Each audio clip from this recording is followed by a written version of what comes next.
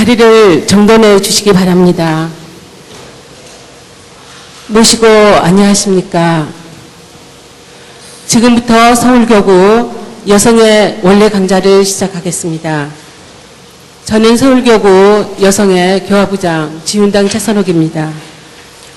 오늘은 교사와 함께 읽는 교리 제38차 강좌를 하겠습니다. 시작하는 심고하겠습니다. 다 함께 심고.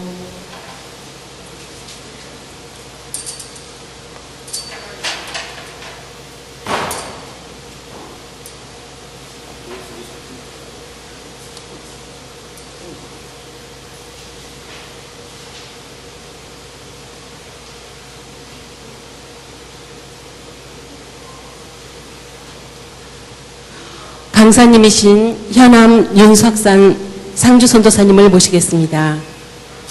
큰 박수로 맞이하여 주시기 바랍니다.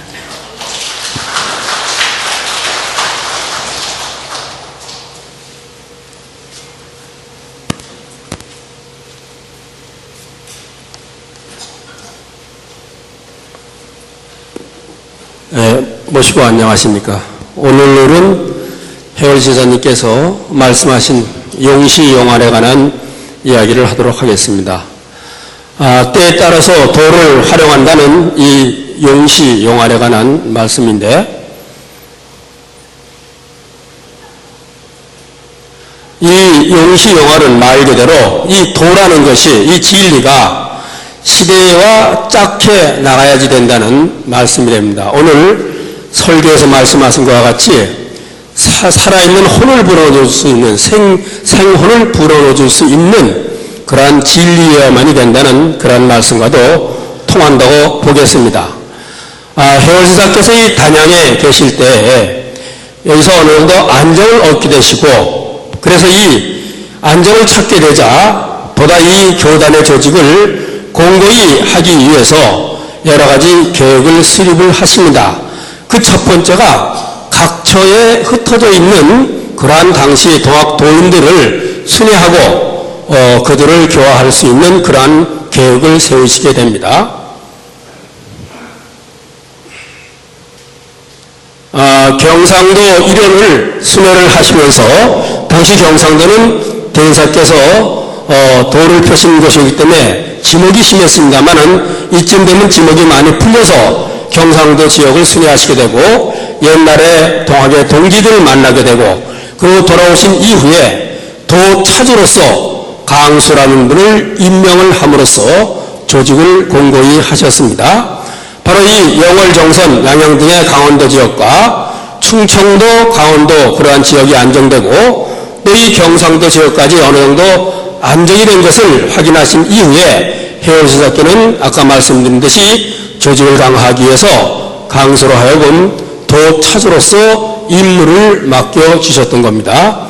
바로 이 교단 조직을 강화한 이후에 1875년 10월 18일에 설법제라는 걸 열게 됩니다. 당시는 지금과 같은 이러한 시일 의식이 없었기 때문에 집단 종교 의식을 할 수 있는 그러한 방침이라는 것을 모두 제례의 형식으로서 행했습니다. 그래서 임등제니 구성제니 설법제니 이러한 제례를 만들어서 그 제례를 통해서 집단 종교 의식을 가졌던 것이죠. 그때 설법제를 이렇게 행하시면서 바로 이 제례가 끝난 이후에 해월지사께서 이런 말씀을 하셨다고 합니다. 나에게 12개의 시자 또 활자가 있다. 먼저 세 사람에게 시자로서 이름을 고쳐주고 활자로서 자를 주겠다. 이 시와 활 두 자는 하느님의 명교가 있는 것이니 공경에 받도록 하라 라는 설법을 하셨다고 합니다. 바로 이 말씀은 도은기서에 이렇게 나와 있습니다. 그런가 하면은 또 천도교서에 비슷한 얘기가 나오는데, 무릇 도라는 것은 용시용안에 있는 것이니까 시대와 나아가 같이 나아가는 시대의 진화에 응하지 못하면 이것은 죽은 물건과 다름이 없다 하물며, 우리 도라는 것은 5만 년 미래를 범위로 하고 있는 것인데, 내가 특히 바로 이 주의를 보이기 위해서 먼저 이름자로서 이것에 대한 망고의 법으로서 삼고자 한다. 이런 말씀을 천도교서에서 하고 계십니다. 그래서 해열신사 스스로 용시영활의 시자를 빌려서 초명신 경자 상자의 이름을 시자 형자로 바꿔서 오늘 우리가 알고 있는 그러한 최시영이라는 함자는 1875년부터 비로소 불리우게 된 이름이 되겠습니다. 그런가 하면 당시 도차주인 강수를 강시원이라고 이름을 바꿔줬고 정선 도접주인 유인상을 유시원이로 이름을 바꿔주고 그 이후에 12사람의 제자에게 똑같이 이름을 바꿔주었습니다. 이름을 바꾼다는 것은 결코 쉬운 일이 아닙니다. 이것은 엄밀히 말해서 이름을 바꿈으로써 새로운 인격체로서 다시 태어난다는 그런 의미와 같습니다. 새로운 인격체로 다시 태어난다는 같은 굳은 각오로서 바로 이 비장한 각오로서 이름을 바꿔서 강조한 바로 이 용시용활은 해열신사의 도회에 대한 생각을 잘 나타내준 그러한 법설이라고 생각이 됩니다. 일반적인 도의 관념이라는 건 이렇습니다. 도는 아무나 닦는 것이 아니다. 그래서 도란 일상과는 동떨어진 고운 난행, 즉 멀고 높이 있기 때문에 행하기가 어려운 것이다. 바로 그런 것이 있는 것이라고 생각한 것이 일반적인 도에 대한 생각입니다. 그럼으로써 도를 닦는 사람은 무슨 특별한 사람이어야 한다는 것이 당시 사회적인 통념이었다고 생각이 됩니다. 지금도 이와 다를 바가 없습니다.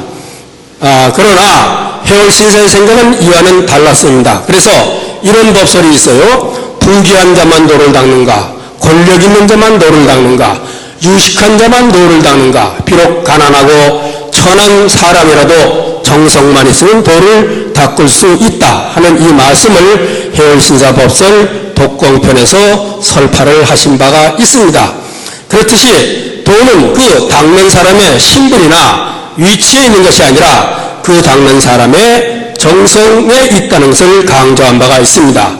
나아가서 도라는 것이 현실과 동떨어진 지고한 높은 그러한 철학적인 교설이 아니고 비록 천하고 가난한 신분의 사람이라도 닦을 수가 있고 또 행할 수 있다는 것을 해열스님께서 강조를 하신 바가 있습니다. 그래서 그러므로 도란 현실과 떨어진 멀고 높은 것이 있는 것이 아니고 또 우리가 살고 있는 이 현실에서 매일같이 행하는 일용행사 어느 것 도가 아닌 것이 없다는 것이 해월신사님의 도에 대한 가르침의 말씀이 되겠습니다. 바로 이와 같은 해월신사님의 생각이 바로 도의 생활을 통해서 생활의 성화, 생활을 보다 경건하고 성스럽게 할 수 있는 그런 것으로 바꾸는 중요한 바탕이 되었고 또한 우리 현실 생활 속에서 도가 실현되고 또 구현되기 위해서는 도의 용시용활이 절대적으로 필요한 것을 강조한 말씀입니다. 도의 생활화와 용시용활의 말씀이 이 안에는 강조된 것이라고 보겠습니다. 바로 이 시대라는 것은 늘 변하는 것입니다. 지난날과 지금이 다르고 오늘과 내일이 다른 것이 시대의 변화입니다. 지금으로부터 100년 전만 했어도 우리는 오늘과 같은 복장을 입고 있지 않았고 오늘과 같은 음식에서 많이 벗어나 있었을 겁니다.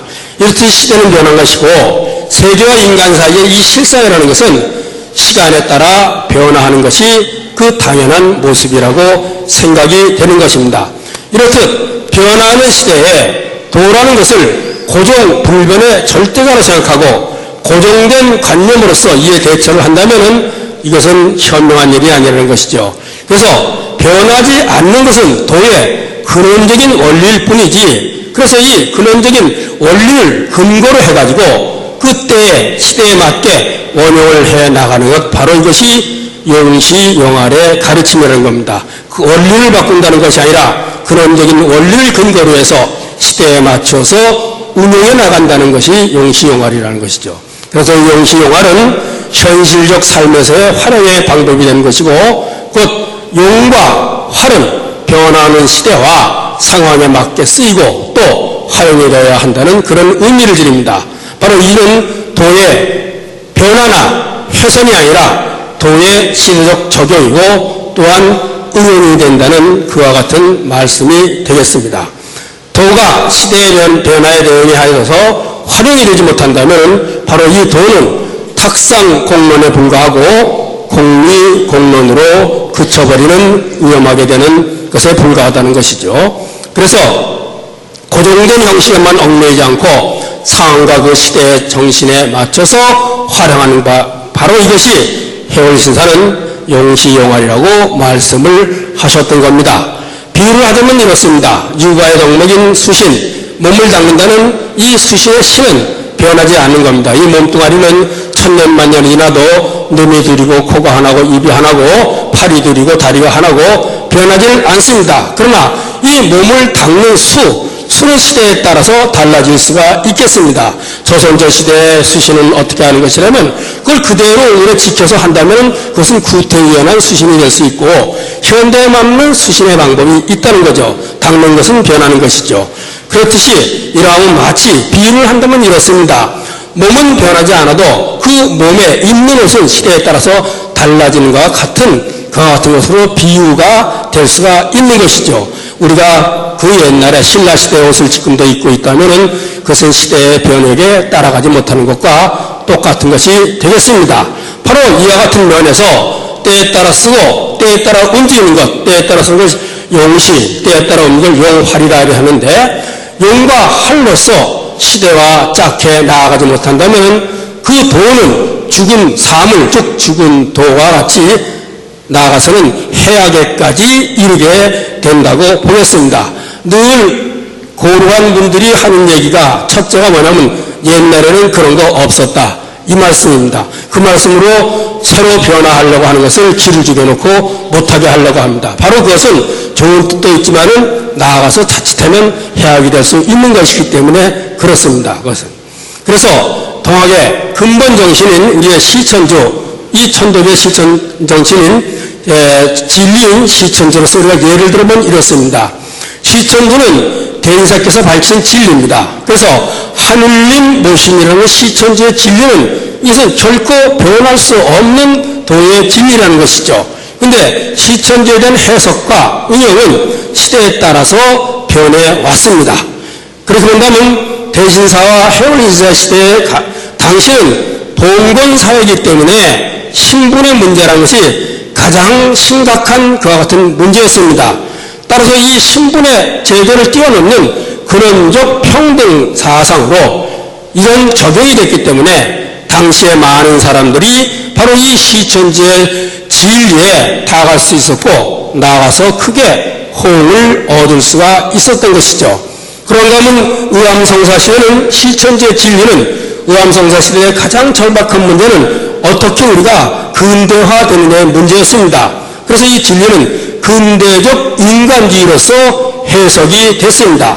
따라서 인간의 존엄성이 살아날 수 있는 근대화 운동을 펼치는 중요한 근간이겠어요. 근대화라는 것은, 근대사회라는 것은 바로 인간에 대한 존엄성을 찾아내는 데 관건이 있는 것이기 때문에 바로 그러한 데에 집중을 해왔던 것이죠. 그래서 이 시천지의 바로 인식은 인간에 대한 가치를 찾아내고 보다 가치 있는 인간의 삶을 구할 수 있는 그러한 진리로 인식이 되고 또 의암성사 시절에는 해석이 되었습니다.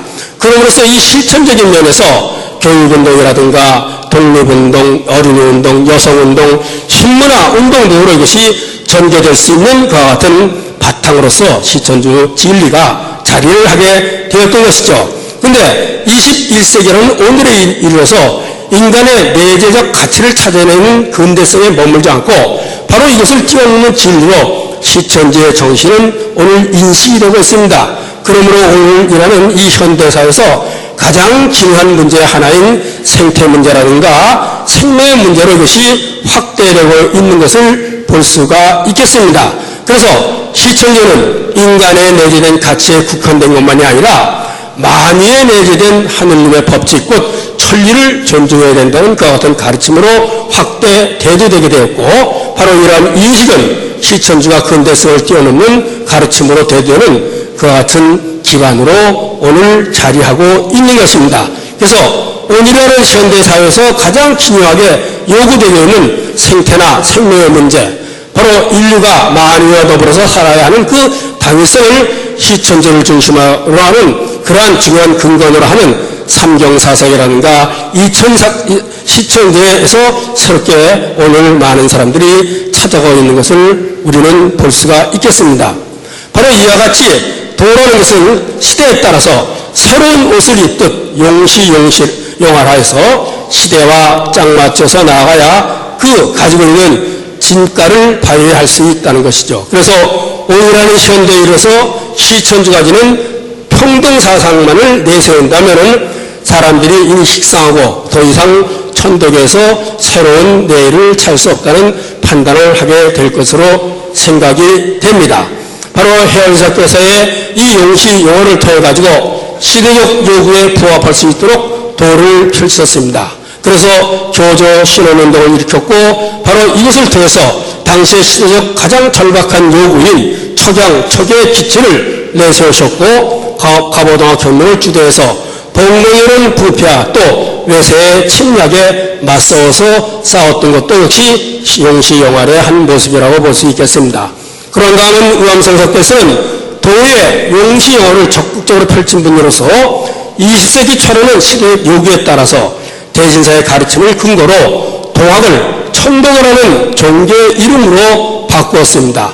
그런가 하면 동학시대에서부터 행해오던 청수신고, 주문 등의 고유한 종교적 의례에다가 교단을 이끌 경제적 자산이 되는 성미와 근대에 함께 들어온 종교 의례 집회인 시일성화식이라는 제도를 새롭게 정함으로써 우리가 잘 알고 있는 청수, 기도, 주문, 성리, 시일 등의 오간을 확립해서 신앙을 생활화하는 데 기반을 삼으셨습니다.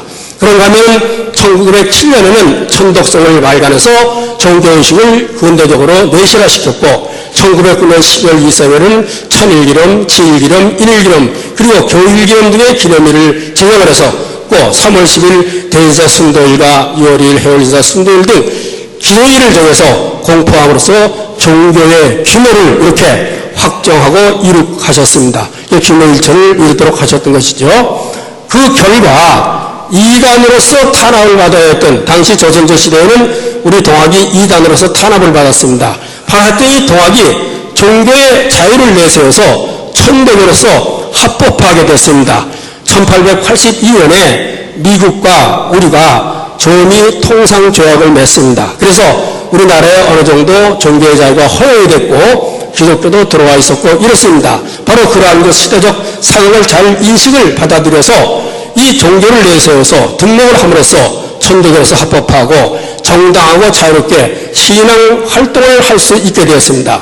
그런가 하면 1910년에 일제가 우리나라를 강제 합병한 이후에 종교단체와 교육단체만을 빼놓고 모든 정치사회단체를 폐쇄시켜버렸습니다. 따라서 바로 이 합병 이후에 우리 천도교가 종교단체였기 때문에 활동을 할 수 있었게 됐죠. 그래서 바로 이런 활동을 통해서 3.1 독립운동을 비롯한 많은 독립운동, 문화운동 등을 전개할 수가 있었습니다. 바로 이렇듯이 용시용활은 도의 시대적 운영이라는 면에서 매우 중요한 것이 아닐 수 없습니다. 그 시대의 정신과 요구에 따라서 쓰이고 또 활용됨으로써 살아있는 도로, 살아있는 진리로, 그러므로 멀고 높은 곳에 있는 그와 같은 도가 아니라 실생활 속에서 살아 움직이는 그와 같은 도로서 삶의 현장에서 실천이 될 수가 있는 것입니다. 바로 이 1875년 10월 18일 날 해월신사께서 해월신사님의 집에서 행한 설법제와 함께 펼친 시대에 짝해 나가야 한다는 용시용활의 설법은 그 내적으로는 이렇습니다. 현실의 삶 속에서 도를 실천함으로써 도의 생활을 이룩하는 중요한 바탕이 되었고 도의 생활을 이룩했고 또 이 외적으로는 동학이라는 신앙단체가 다만 신앙 자체만 머물지 않고 그 격변의 시대에 전면으로 나아가서 격변의 시대를 이끌어가던 크나큰 힘이 되는 그 중요한 근거를 마련하기도 했던 겁니다. 때로는 시대적 상황과 함께 때와 함께 하는 또 그와 같은 지혜로서 또한 용시용활은 활용이 될 수가 있었습니다. 바로 해월시대의 가르침과 같이 용시용활을 통한 도의 운영으로 인해서 도의 생활을 이루고 이를 근거로 도학천도교가 당시 민중들에게 절대의 지지를 받을 수 있었던 것이고 또 역사적으로는 수많은 일들을 이렇게 이룩할 수 있었던 것으로 생각이 됩니다. 도의 용시영원의 그 결과 동학의 가르침은 교제신운동을 일으키는 운동이 되었고 도학혁명을 일으키는 힘이 되었고 갑진개혁운동을 일으키는 그래서 삶의 변형을 시도하였고 3.1 독립운동, 신문화운동을 일으키는 힘이 되었고 또 이 동의 용시영원을 통해서 천도의 가르침이 인류에게 새로운 그러한 희망을 주는 가르침으로 오늘 거듭될 수 있을 때에 천도교는 다시 중흥의 길로 들어설 수 있다고 저는 생각합니다. 따라서 도의 용시영활만이 오늘 천도가 다시 살아날 수 있는 그 같은 길이라는 말씀을 드리면서 오늘 강의를 마치겠습니다.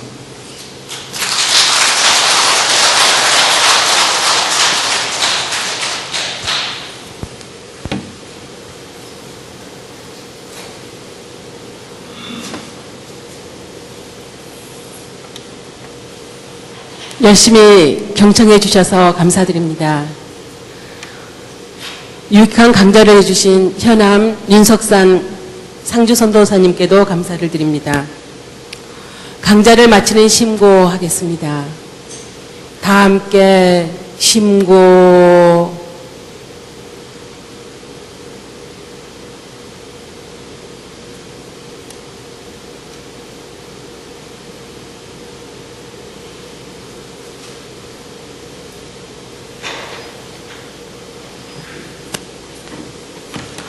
이것으로 제38차 원래 강좌를 마치겠습니다. 행복하고 즐거운 시일 오후 되시기 바랍니다. 감사합니다.